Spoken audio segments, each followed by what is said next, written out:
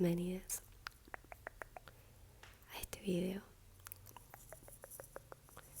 El día de hoy voy a estar leyendo Gabriel García Márquez. Voy a estar leyendo Crónica de una muerte anunciada.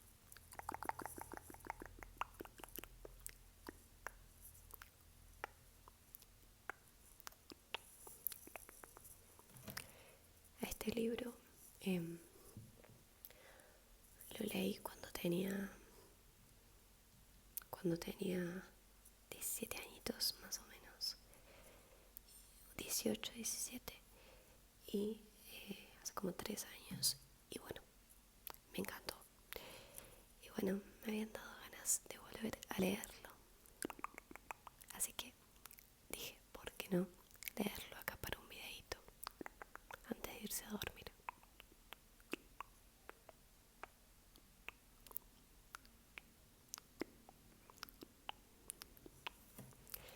Así que bueno, lo vamos a estar leyendo juntos.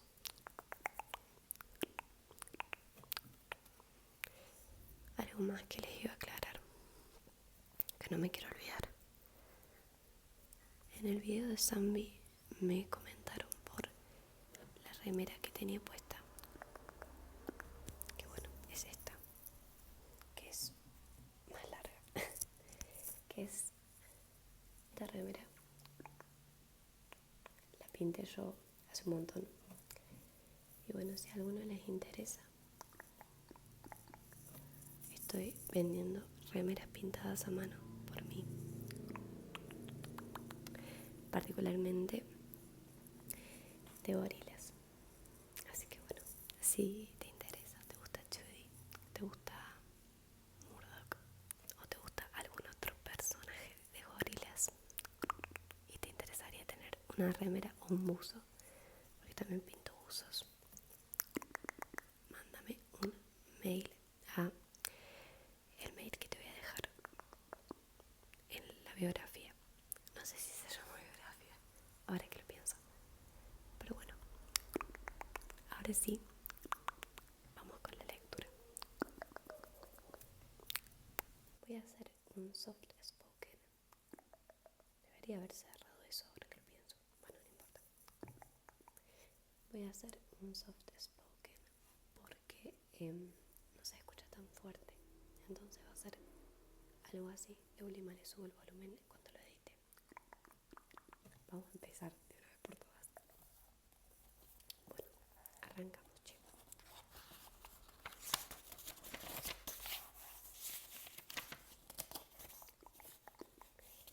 Gabriel García Márquez, Crónica de una muerte anunciada.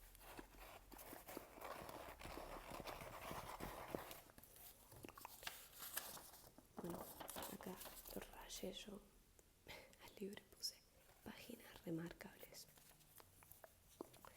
Cuando me regalaron el libro, o sea, cuando me regalaron libros,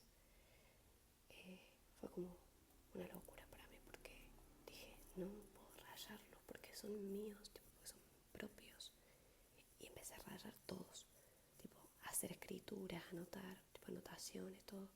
Y tiene esta frase: la casa de amor es de altanería, de Gil Vicente. Me acuerdo que me dejó pensando ahí cuando lo leí hace unos años. Vamos a empezar. El día que lo iban a Santiago Nazar se levantó a las 5:30 de la mañana para esperar el buque en que llegaba el obispo. Había soñado que atravesaba un bosque de higuerones donde caía una llovizna tierna, y por un instante fue feliz en el sueño, pero al despertar se sintió por completo salpicado de cagada de pájaros. Siempre soñaba con árboles, me dijo Plácida Linero, su madre, evocando 27 años después los pormenores de aquel lunes ingrato. La semana anterior había soñado que iba solo en un avión de papel de estaño que volaba sin tropezar por entre los almendros. Me dijo, tenía una reputación muy bien ganada de intérprete certera de los sueños ajenos, siempre que se los contaran en ayunas, pero no había advertido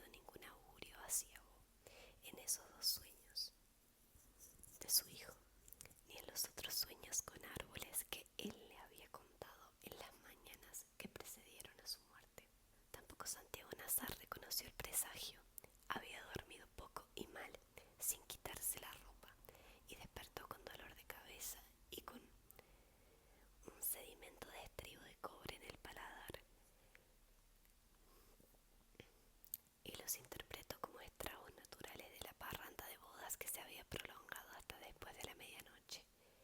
Más aún, las muchas personas que encontró desde que salió de su casa a las 6:05 hasta que fue destazado como un cerdo 1 hora después, lo recordaban un poco soñoliento, pero de buen humor, y a todos les comentó de un modo casual que era un día muy hermoso.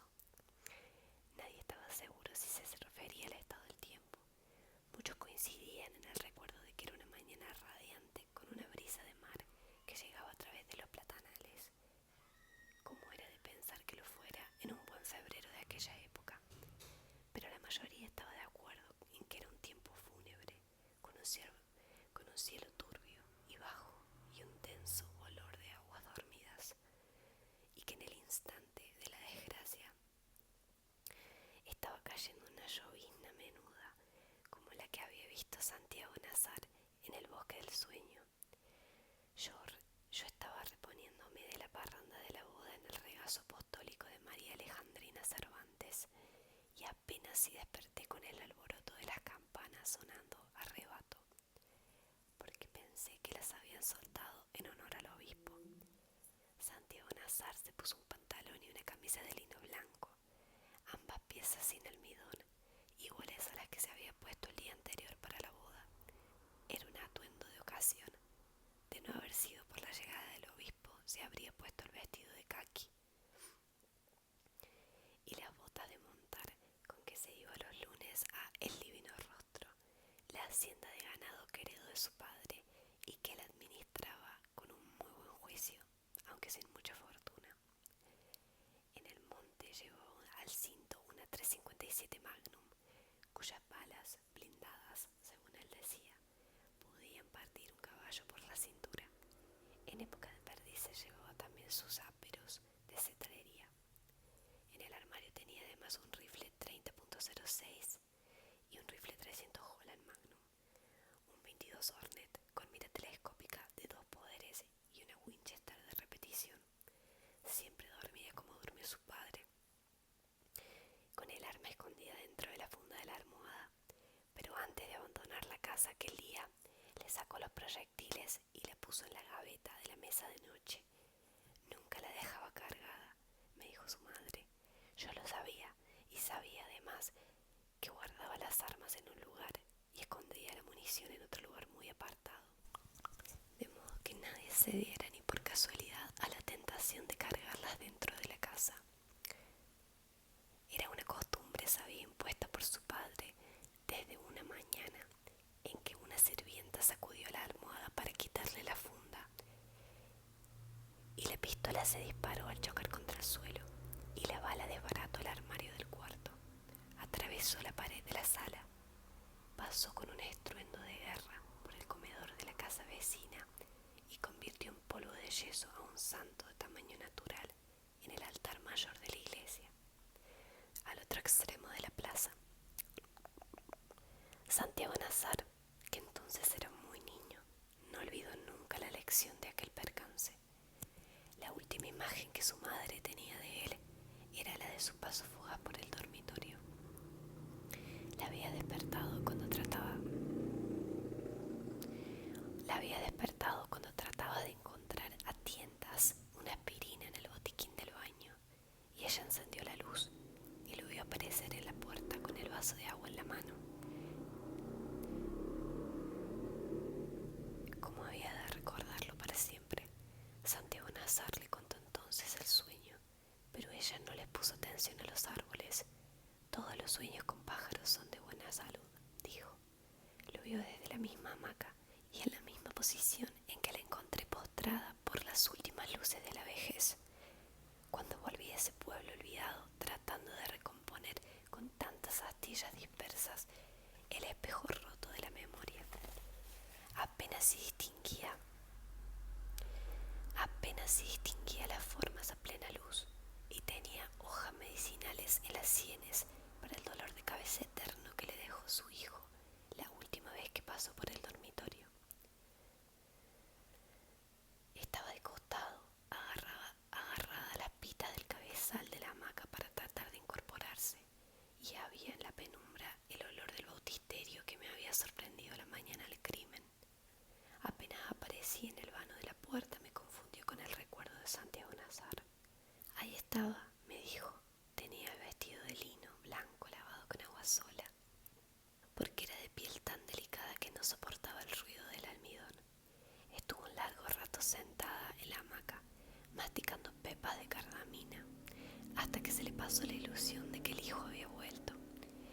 Entonces suspiró. Fue el hombre de mi vida. Yo lo vi en su memoria. Había cumplido 21 años la última semana de enero y era esbelto y pálido. Tenía los párpados árabes y los cabellos rizados de su padre. Era el hijo de un matrimonio de conveniencia que no tuvo ni un solo instante de felicidad, pero él parecía feliz con su padre hasta que éste murió de repente, 3 años antes, y siguió pareciéndolo con la madre solitaria hasta el lunes de ella heredó el instinto. De su padre aprendió desde muy niño el dominio de las armas de fuego, el amor por los caballos y la maestranza de las aves de presa altas. Pero de él aprendió también las buenas artes del valor y la prudencia. Hablaban en árabe entre ellos, pero no delante de Plaza y Alinero, para que no se sintiera excluida. Nunca se les vio armados en el pueblo, y la única vez que trajeron sus halcones amaestrados fue para hacer una demostración de altanería en un bazar de caridad. La de su padre lo había forzado a abandonar los estudios al término de la escuela secundaria para hacerse cargo de la hacienda familiar. Por sus méritos propios, Santiago Nazar era alegre y pacífico y de corazón fácil. El día que lo iban a Santiago Nazar, su madre creyó que él se había equivocado de fecha cuando lo vio vestido de blanco. Le recordé que era lunes, me dijo, pero él le explicó que se había vestido de pontifical por si tenía la ocasión de versarle el anillo al obispo. Ella no dio ninguna muestra de interés, ni siquiera se bajara del buque, le dijo. Echará una bendición de compromiso, como siempre, y se irá por donde vino. Odia este pueblo. Santiago Nazar sabía que era cierto, pero los fastos de la iglesia le causaban una fascinación irresistible. Es como el cine, me había dicho alguna vez. A su madre, en cambio, lo único que le interesaba de la llegada del obispo era que el hijo no se fuera a mojar en la lluvia, pues lo había oído estornudar mientras dormía. Le aconsejó que llevara un paraguas, pero él le hizo un signo de adiós con la mano y salió del cuarto.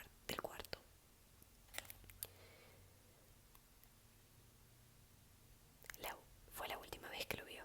Victoria Guzmán, la cocinera, estaba segura de que no había llovido aquel día, ni en todo aquel mes de febrero. Al contrario, me dijo, cuando vine a verla, poco antes de su muerte, el sol calentó más temprano que en agosto. Estaba descuartizando 3 conejos para el almuerzo, rodeada de perros acesantes, cuando Santiago Nazar entró en la cocina. Siempre se levantaba con cara de mala noche, recordaba sin amor Victoria Guzmán. Divina Flor, su hija, que apenas empezaba a florecer, le sirvió a Santiago Nazar un tazón de café cerrero con un chorro de alcohol de caña, como todos los lunes, para ayudarlo a sobrellevar la carga de la noche anterior. La cocina enorme, con el cuchicheo de la lumbre y las gallinas dormidas en las perchas, tenía una respiración sigilosa. Santiago Nazar masticó traspirina y se sentó a beber a sorbos lentos el tazón de café, pensando despacio, sin apartar la vista de las 2 mujeres que destripaban los conejos en la hornilla. A pesar de la edad, Victoria Guzmán se conservaba entera. La niña, todavía un poco montaraz, parecía sofocada por el ímpetu de sus glándulas. Santiago Nazar la agarró por la muñeca cuando ella iba a recibir el tazón vacío. Ya estás a tiempo de desbravar, le dijo. Victoria Guzmán le mostró el cuchillo ensangrentado. Suéltala, Blanco, le ordenó. En serio, de esa agua no beberás mientras yo esté viva. Me perdí. Había sido seducida por Ibrahim Nazar en la plenitud de la adolescencia. La había amado en secreto varios años en los establos de la hacienda y la llevó a servir en su casa cuando se le acabó el afecto. Divina Flor, que era hija de un marido más reciente, se sabía destinada a la cama furtiva de Santiago Nazar, y esa idea le causaba una ansiedad prematura. No ha vuelto a nacer otro hombre como ese, me dijo, gorda y mutia, y rodeada por los hijos de otros amores. Era idéntico a su padre, le replicó Victoria Guzmán. Una mierda, pero no pudo eludir una rápida ráfaga de espanto al recordar el horror de Santiago Nazar, cuando ella arrancó de cuajo las entrañas de un conejo y les tiró a los perros el tripajo humeante. No seas bárbara, le dijo él, imagínate que fuera un ser humano. Victoria Guzmán necesitó casi 20 años para entender que un hombre acostumbrado a matar animales inermes expresara de pronto semejante horror. Dios santo, exclamó asustada, de modo que todo aquello fue una revelación. Sin embargo, tenía tantas rabias atrasadas la mañana del crimen que siguió cebando los perros con las vísceras de otros conejos, solo por amargarle el desayuno a Santiago Nazar. En esas estaban cuando el pueblo entero despertó con el bramido estremecedor del buque de vapor en que llegaba el obispo.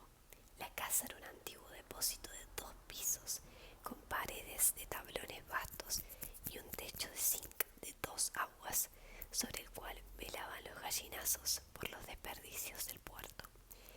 Había sido construido en los tiempos en que el río era tan servicial que muchas barcazas de mar, e inclusive algunos barcos de altura, se aventuraban hasta aquí a través de las ciénagas del estuario.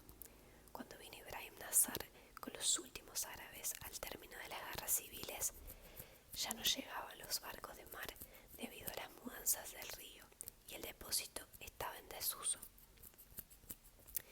Ibrahim Nazar lo compró a cualquier precio para poner una tienda de importación que nunca puso, y solo cuando se iba a casar lo convirtió en una casa para vivir. En la planta baja abrió un salón que servía para todo y lo construyó en el fondo de una caballeriza. Construyó en el fondo una caballeriza para 4 animales, 4 y cuartos de servicio, y una cocina de hacienda con ventanas hacia el puerto por donde entraba toda hora la pestilencia de las aguas. Lo único que dejó intacto en el salón fue la escalera de espiral rescatada de algún naufragio. En la planta alta, donde antes estuvieron las oficinas de aduana, hizo 2 dormitorios amplios y 5 camarotes para los muchos hijos que pensaba tener. Y construyó un balcón de madera sobre los almendros de la plaza, en donde Plácida Linero se sentaba en las tardes de marzo a consolarse de su soledad. En la fachada de la puerta principal le hizo 2 ventanas de cuerpo entero con bolillos torneados. Conservó también la puerta posterior, solo que un poco más alzada para pasar a caballo, y mantuvo en servicio una parte del antiguo muelle. Esa fue siempre la puerta de más uso, y no solo porque era el acceso natural a las pesebreras y a la cocina, sino porque daba a la calle del Puerto Nuevo sin pasar por la plaza. La puerta del frente, salvo en ocasiones festivas, permanecía cerrada y con tranca. Sin embargo, fue por allí, y no por la puerta posterior, por donde lo esperaban a Santiago Nazar los hombres que lo iban a matar, y fue por allí por donde él salió a recibir al obispo, a pesar de que debía darle una vuelta completa a la casa para llegar al puerto. Nadie podía entender tantas coincidencias funestas. El juez instructor, que vino de Riohacha, debió sentarlas sin atreverse a admitirlas, pues su interés de darles una explicación racional era evidente en el sumario. La puerta de la plaza estaba citada varias veces con un nombre de folletín, la puerta fatal.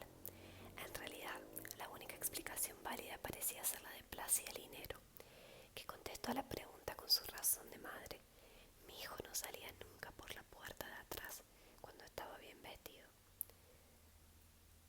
Parecía una verdad tan frágil que el instructor la registró pero no la sentó en el sumario.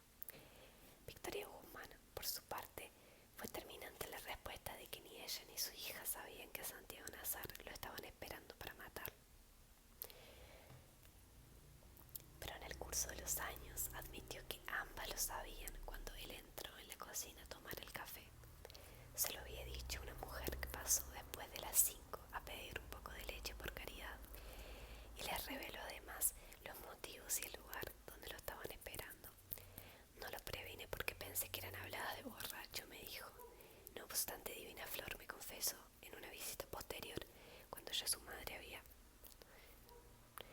que ésta no le había dicho nada a Santiago Nazar, porque en el fondo de su alma quería que lo... En cambio, ella no lo previno, porque entonces no era más que una niña asustada, incapaz de una decisión propia, y se había asustado mucho cuando él la agarró por la muñeca con una mano que sintió helada y pétrea, como una mano de... Santiago Nazar atravesó pasos largos la casa en penumbra, perseguido por los bramidos del júbilo del buque del obispo. Divina Flor se le adelantó para abrirle la puerta, tratando de no dejarse alcanzar por entre las jaulas de pájaros dormidos del comedor, por entre los muebles de mimbre y las macetas de helechos colgados de la sala. Pero cuando quitó la tranca de la puerta no pudo evitar otra vez la mano de Gavilán Carnicero. Me agarró toda la... me dijo Divina Flor. Era lo que hacía siempre cuando me encontraba sola por los rincones de la casa. Pero aquel día no sentí el susto de siempre, sino unas ganas horribles de llorar. Se apartó para dejarlo salir y a través de la puerta entreabierta vio los almendros de la plaza, nevados por el resplandor del amanecer, pero no tuvo el valor para ver nada más.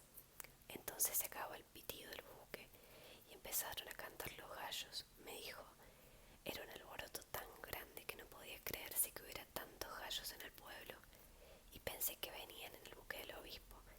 Lo único que ella pudo hacer por el hombre que nunca había de ser suyo fue dejar la puerta sin tranca, contra las órdenes de Plácida Linero, para que él pudiera entrar otra vez en caso de urgencia.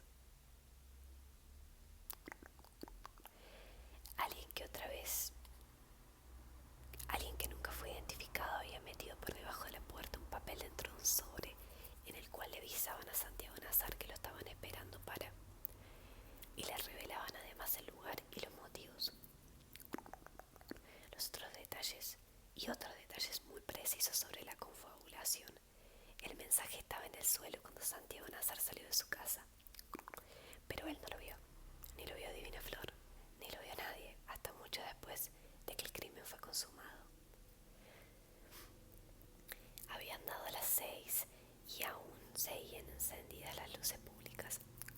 Las ramas de los almendros y en algunos balcones estaban todavía las guirnaldas de colores de la boda, y hubiera podido pensarse que acababan de colgarlas en honor al obispo, pero la plaza cubierta de baldosas hasta el atrio de la iglesia, donde estaba el tablado de los músicos, parecía un muladar de botellas vacías y de toda clase de desperdicios de la parranda pública. Cuando Santiago Nazar salió de su casa, varias personas corrían hacia el puerto, apremiadas por los bramidos del buque. El único lugar abierto en la plaza era una tienda de leche a un costado de la iglesia, donde estaban los dos hombres que esperaban a Santiago Nazar para...